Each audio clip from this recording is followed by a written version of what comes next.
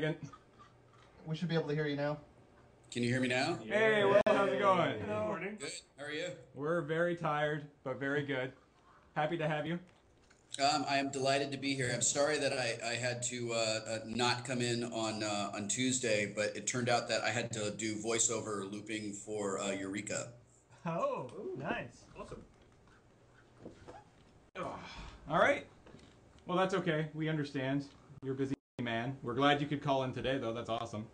Yeah, I'm glad that it all worked out, and congratulations. I was watching last night as you were nearing $250,000 and then just blew it away. I'm so proud of you guys. Oh, thank you. We appreciate that. Yeah, we look at that number constantly and cannot quite fathom what it means, but Well, it means that you and gamers are awesome. it's true. Gamers are pretty sweet. So, of course, we have questions from you, from our fans. They wish to know, and we'll start it off. We'll just get right into this. Okay. What is your stance on erotic Star Trek fan fiction? Am I involved in it? If you are, what is your stance? Does that change your stance? Yeah, does that change your stance, I suppose? Yeah, as long as I'm the dude, I'm totally fine. Good answer. That was probably the best answer. That is the best answer. We were looking forward to that. What about if you get turned into an animal of some kind? Yeah.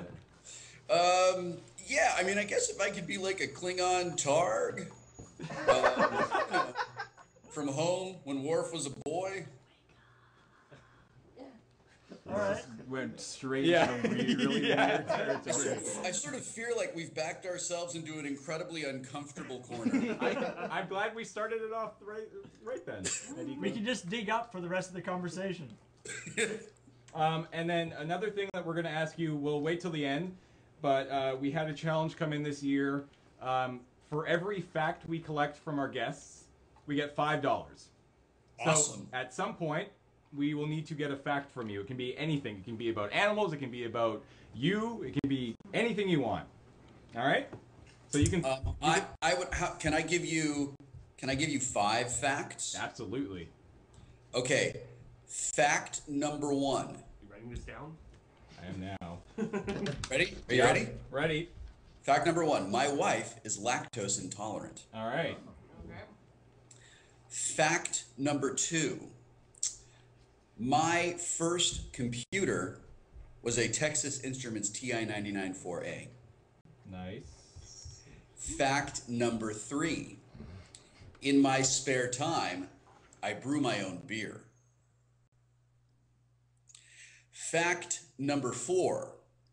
I am wearing my pajamas and I've put on a hat so it appears as though I've actually been awake for more than a half an hour. That is a good idea. I never thought about that. You speak like a man who has had a lot of video conference experience.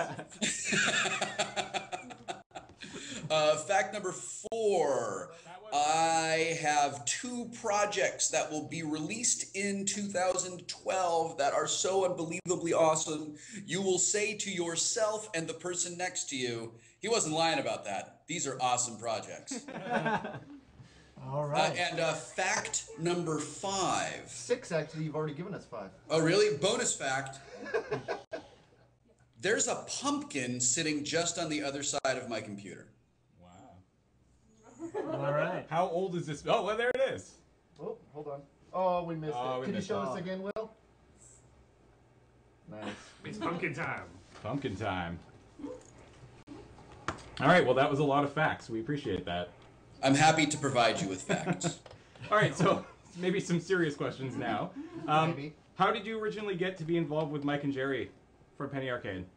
I'd been reading Penny Arcade for a very long time. I don't even remember when I started. It's one of those things that's just kind of like part of my life. And Robert asked me if I would keynote the PAX in '07. Did I really say the PAX? Yes, you did. This is how old I've become. I start putting the in front of things. So I keynoted PAX in 2007, and we became very good friends sort of out of that. And then I listened to their first D&D podcast, during, God, I had, for some reason, I was driving back and forth between LA and San Diego a lot when they did that. And I was listening to the podcast, and then I saw them at Comic-Con that year. And I just said, hey, look, if you think maybe I could be part of this, I would love to be. And they both seemed sort of surprised that I wanted to do that, and they brought me on board, and we've been pretty good friends ever since. Awesome. So, like many friendships born out of D&D. Yes. Yes, born out of D&D and gaming. Awesome. Are there any plans to make more episodes of Radio Free Burrito?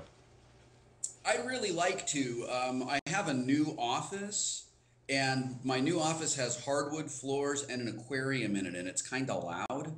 So I have to like get all of my gear up and move to another room in the house. And that means I have to take my external hard drive that has all of my music and stuff on it. In other words, it's a big pain in the ass. And I've been so busy this last year that I just haven't had time to do it. But I miss doing it as much as people miss listening to it. And it's been so long now that it's sort of like that need I feel as an artist to make something unbelievable that's worth the 1 year wait is kind of paralyzing me into inaction. I'm sure you know what I mean. Yes. Somebody in the chat was actually wondering, was it you in the costume during the entire during the guild this year? No. No. No, I was only in there for the one day when the costume when the head falls off. Spoiler alert. Yes. Do you find it amusing how sometimes you're cast as a jerk? I actually really like that. One of the creative, we like to use our imaginations, and we sort of like to pretend. And I work real hard in my real life to be a good, honest, honorable, kind person. And getting to be everything that I despise in a character is actually a great deal of fun. And it's always more fun to be a villain than it is to be a hero. Especially since Bill Prady once pointed out to me that the villain is the hero of his own narrative. So getting to be the villain and just embrace all of this stuff that I just find awful is really a lot of fun. Awesome. So in the last episode you were in of Big Bang Theory, you were actually kind of nice. Yes. Did you have anything to do with that? No, but as I was reading the script, I kept expecting. I just kept thinking, oh, the other shoe's gonna drop. Yeah. So what's coming next? And I was actually talking to Melissa Rock, who plays Bernadette, and she said, I don't know if I like this, that you're nice to him now. And she said, yeah, I was just sort of waiting to see, I thought it was all a setup, and then on the last page, something terrible was gonna happen. And when the taping of that episode was over, Bill Prady and Steve Milaro said, so it looks like you guys are friends now. And Bill said, yeah, and if you thought the hell that you were in when he didn't like you was bad, wait until you see the hell that you're in because he thinks you're his best friend. And I said, I was kind of hoping that evil Wil Wheaton is really setting up the long con. And they both looked at each other like, oh, we hadn't thought of that. So I have no idea what's going to happen. I'm just, I'm really grateful that I've been able to play that character. And whenever I get to go to the set and work with those guys, it is always a good week for me. Cool. Where's another good one here? Somebody is asking is there a date when I expect Memories of the Future Volume 2 by? Even if it's just a really general one. Sometime between now and the heat death of the universe is probably a safe bet. There you go. I was really hoping that I was going to get it finished before the end of this year. But then these two big super secret projects came up, and they've taken all of my time. And I haven't been able to work on it as much as I would like to. I'd say I'm probably about 60% done with it. Done with the first draft, and then I'll give it to my editor, and we'll go through and we'll polish it and sort of, get it out the door. I think that it's, one of the reasons I don't really announce release dates is because I get super busy and things just, they get released when they get released. At this point, I'm really hoping that it will be out by spring. Okay. We were talking about the D&D podcast just a couple minutes ago, and somebody was wondering, is there any plans to do more of those sort of the old way, without the audience, just at Penny Arcade, just you guys sitting around the table? Yeah, I'm not sure. I know that all of us are really into that, however they want to do it. But it's kind of complicated. We have to go with, we've sort of partnered with Wizards of the Coast for all of that. And I know that what we do has to fit into how Wizards is marketing, and there's a lot of like businessy things that go on that sort of make my eyes glaze over. So I don't really pay attention to it. I think that we all get the most bang for our buck when we do it in front of an audience. It gives us an opportunity to really perform and do something really theatrical. But I think that this question comes from a place, comes from someone who is mindful that there is a big difference between us being on stage performing to that audience in the theater and us being at a table, really like playing the game. I get that those are two very different experiences. I love them both for very different reasons, and I'll just kind of do whatever whatever we can do so that we can keep playing. Okay. Besides Wheaton's Law, do you have any other favorite laws of the internet? That's a really good question. What are other laws of the internet? Well, the two that they quote here is Rule 34, and I hope that is not one of them. I'm pretty sure that we invoked Rule 34 in the first 60 seconds of our conversation. I believe we did. And they also quote Godwin's Law. Yeah, those are really good laws. Yep. I am delighted that I'm delightful. I am also delighted that Wheaton's Law has kind of made it into the language and made it into the culture.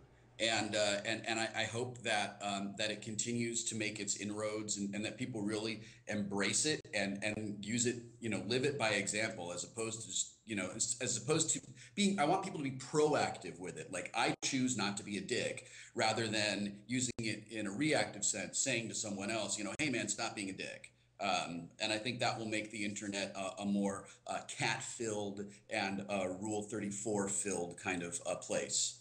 And speaking of all of this, Americans, you really need to contact your Congress idiots and make sure that they know that you do not want SOPA and Protect IP passed. It will ruin the internet as we know it if that happens. We discovered a new rule, I believe, this year at Desert Bus, which is, I think the chat dubbed it 34.1, whereas if there's any song, there is a dubstep remix of it. Oh, God. And they will make us perform it every single one. Which one of you does that thing where you just go, whoa, whoa, whoa, whoa, whoa, whoa, where it doesn't really fit in the song, but you just keep doing it? Yeah, that's Ian and all of us. Yeah. So you done the dubstep version of The Wheels on the Bus? Yes. Have we? Awesome. Yeah. Yes. One of many. We have. Dear Dr. Will, if life had gone different after Next Generation and you would have become a big Hollywood actor, do you think you would have had the same interaction with your fans and geek culture in general? No. Yeah. No, I don't think so. I think that there are, there's sort of a career and a life trajectory, and mine was really different, and I'm really happy with the way that it led me to where I am today.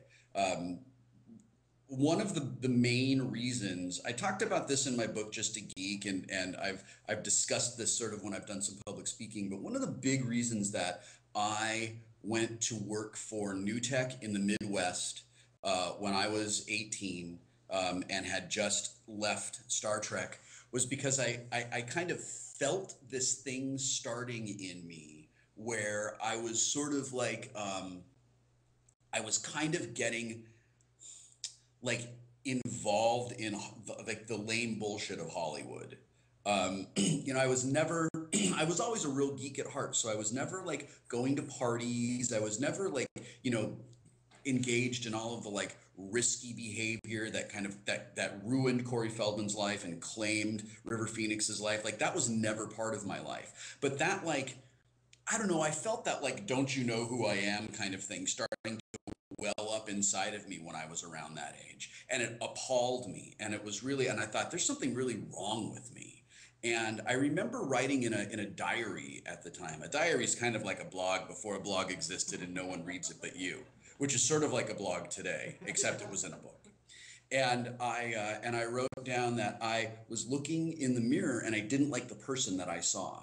And I felt like I needed to get away from everything that I had known and the industry that I was in and kind of figure out what was really important to me.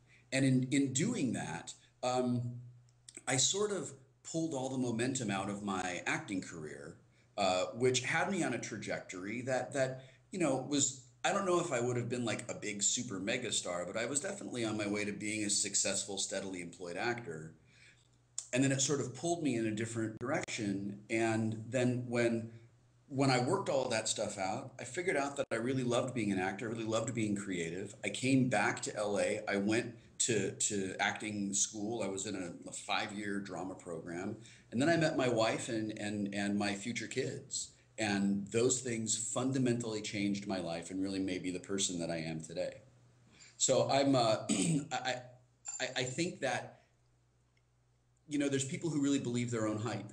And if my career had gone in a different way, I think it's really possible that I would have been one of those people. But going the way that I did go, working on my craft as an actor, and then working on being a husband and father, it just sort of keeps my feet on the ground. And it also helps a lot, I think, that like nerds are awesome. You know, we can all get together and play games. When I go to game cons and I sit down to play games, I'll play with people for 3 hours. And then when it's done, and no one will be weird to me at all. And then when it's done, someone will say, oh, by the way, I like this thing that you did. Instead of it being like, oh, you're that guy from TV and now we're going to be weird. And I think that just because we are all really normal people in our weird nerdy way, as opposed to those like, you know, people who are like fans of reality TV or whatever, it makes me feel welcomed and embraced, and it just makes it easy for me to feel like, yeah, I can hang out. Awesome. Speaking of reality TV, if Dancing with the Stars gave you a call today, would you say yes or no? I would say no. Good answer. You made one person here very it's so weird. I don't know what it is about that show. People viewers are crazy about it, and viewers was, oh, I would really love to see you on this show. But within the business side of the entertainment industry, it's sort of like, well, you may as well just admit that your career's over, and it does not appeal to me at all. And I don't, you know, look, for people who really love that show, awesome, good for you. I'm glad you enjoy it. But it is not right for me at all. All right. This gentleman's wife would like to know, was it strange playing a rapist in Criminal Minds? Super strange. Yeah. Really, it was, yeah, that was unbelievably challenging. Robin Lively played the girl who was my victim, and Robin and I have known each other since we were kids. And everybody who knew her when we were younger had a huge crush on her, myself included. And it was really weird and really uncomfortable. I wrote, you can go to my blog and find the Criminal Minds production diary, or you can buy it in my book, Sunken Treasure. I wrote all about this. I wrote all about the experience of creating that character and how uncomfortable and weird it was. Even no matter what show I am working on, there is a little piece of a character who lives in me the whole time I'm working on the show. And I can't let that go completely until the show is over. And on Criminal Minds, there was just a little bit of that dark evil that stayed with me. And, you know, it's sort of like, it was sort of like a hot coal that I kept in a bag that I would blow into fire when I would go onto the set, and I could not wait to take that hot coal and just dump it in a well and never look at it again. All right. Dear Will, I'm lucky enough to have one of your PAX 2009 chapbooks, and I was wondering if you ever planned to continue the day after. It's one of the best zombie stories I've ever read, and I would love more. That's extremely kind. Thank you. A lot of people have asked me to extend the day after. A lot of people have asked me to extend Hunter. And I never intended to extend them when I wrote them. I mean, they're just where they are. They are intended to be slightly unresolved at the end so that maybe they continue on in the reader's mind. They're both stories where the characters are unresolved, so I thought that the arc of the story should remain unresolved. I don't really know what I would do with the day after. It's something that I've thought of because so many people have asked me to do it, which is really, which makes me feel really good because I was scared to death to publish that story because I just thought, man, it's one thing to tell stories about my real life, and it's another thing to like make a story up and like take a chance and put it out there. And you know, I wrote on my blog last week, every time I do it, I'm afraid that like I hear Carrie's mom in my head going, "They're all gonna laugh at you. They're all gonna laugh at you," and it's really gratifying to me that so many people liked it. I don't have any plans right now to extend it, but so many people have asked me to that. Every now and then my mind kind of wanders and I think, well, maybe I could do this. All right. Okay, I got a couple more short questions and I'll let you get back to your wacky November Thanksgiving. I know, isn't that weird? Weird. What's up with that? What are your favorite games to play if you only have 15 minutes? Dungeon Raid, Ascension, Button Men if I'm playing with my son, and like back in the old days, I could always count on a quick game of like RC Pro-Am or NHL 94, you know, with 5-minute periods. Yeah. NHL 94 was the best NHL too. That one was... Okay, so I found a store. I went with, after, when I was doing my looping for Eureka on Tuesday when I was supposed to call in, Felicia was looping right before me. So I only had 2 lines. So she said, I'll just hang out and then we can, like, because we haven't seen each other in a couple of weeks. So I said, yeah, just hang out. I'll do my 2 lines and then, you know, we'll catch up on everything. So I did my 2 lines. I came out and she said, hey, Sean Becker and I are going to this store in the Valley called Game Dude. And I said, ooh, Game Dude, what's that? And she said, it's like a warehouse full of classic video games. It's Genesis games, Master System, Neo Geo, Atari, Intellivision, ColecoVision, and then modern games as well. And I was so excited that, of course, I went. And they sell all of these old consoles that have been refurbished, that work, and then they sell all the games.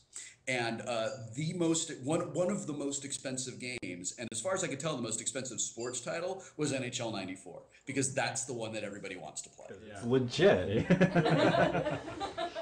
In fact, I almost spent $80 on an old Sega Genesis so that I could buy it and get NHL 94 and just play it by myself. How much were they selling NHL 94 for? The Genesis version was pretty inexpensive. It was only like $4. But a lot of the games on like Nintendo were really expensive because I guess they're highly prized by collectors. But they were selling, for some reason they were selling NHL 97 on Genesis, which is okay, but it's not as good as 94. For like $15, and keep in mind that the average price of a game in this place is like 50 to 75 cents. I was like, because if you were gonna say like a couple $100, I was like, man, I think I got NHL 94. Yeah. Dear Dr. Wheaton, I've always wanted to know if the Star Trek: The Next Generation cast still meets at times, and how your relationship, or was as it might be, with each other is. We get together. We get together at least once a year. Somebody has a dinner. Usually it's LeVar. We see each other at conventions. We talk via email and on the phone, and we're as close and as important to each other as we ever were. You know, I said to Jonathan when like years ago, you know, I said, listen, the way I remember it, like we're all really good friends and we all really loved each other and we were really like a family. Is that true? Like, is that really the way that we were? And he said, yeah, it really was. It was very much like catching lightning in a bottle. And I don't know of any other casts that worked together almost 25 years ago who still get together, who still care about each other, who still talk all the time. Just not because like, oh, there's a reunion thing we have to go to, but because we genuinely like each other. And it's weird for me too, because they just, you know, like they're already all adults, but I actually changed from being a kid growing into an adult. So my whole perspective on things is really different. And what's great is we can get together and I can ask about things from when we were doing the show because, you know, I see things through the eyes of a teenager and I can get a more objective, different perspective on things from them. Awesome. All right, to finish us off, who is your doctor? That's a tough one, man. Like, I think your doctor. Oh, by the way, this is my cat, my son's cat, Luna. Say hi. Say hi. Hi, I'm a cat, and I'm coming in here and walking around all over the table. And pretty soon, if you put your fingers on the keyboard, I'm gonna walk all over them too. That's what I do, because I'm a cat. Well, you can make a lot of money off that was talking cat. That was like one of your tweets come to life. It was incredible. Yeah, I was hoping Seamus would come in here so everyone could see the adorability that is my dog, but he is zonked out on the couch and not even remotely interested in getting up. So here's what I think about like your doctor.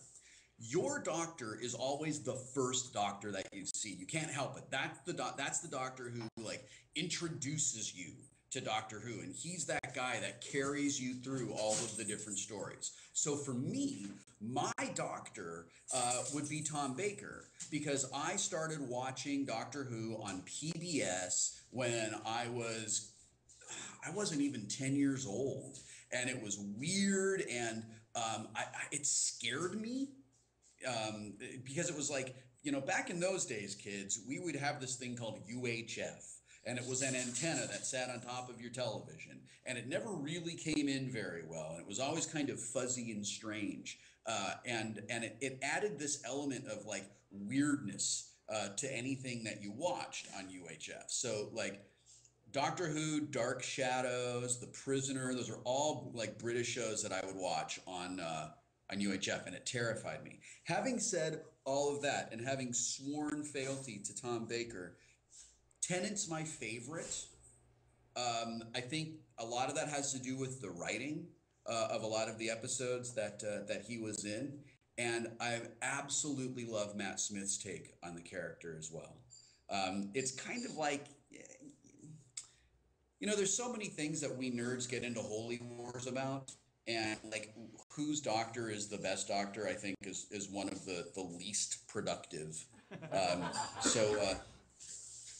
So Tom Baker is my doctor for the reasons stated above, but Tennant's the one that I use to introduce people to Doctor Who. I tell people to watch Blink and Girl in the Fireplace, and if they can't get if those two episodes don't grab them, then they're never gonna like the new Doctor Who. But I also think that what Matt Smith's doing is absolutely brilliant. Absolutely. All right, thank you so much, Will, for calling in. Yeah, it's entirely my pleasure. I am not going to see you guys at Child's Play dinner. I'm super sad. I'm actually working on one of the super secret projects that day, and I can't leave. Tell us about that. But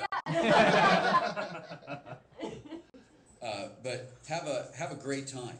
We will. Thank you. And thank you so much for calling in. It really means a lot to us. Yeah, right on. Congratulations. I am hoping that you make it up to $400,000. It's my dog Riley on the other side of the computer. The internet. Stop. All right, thanks, Will. Congratulations. Oh, thank you so much. Happy Thanksgiving. And let my dad go so he can feed me. Perfect. All right, have a good day, Will. Happy Thanksgiving. Bye, Will. Bye, Will. Thank you so much. Thank you.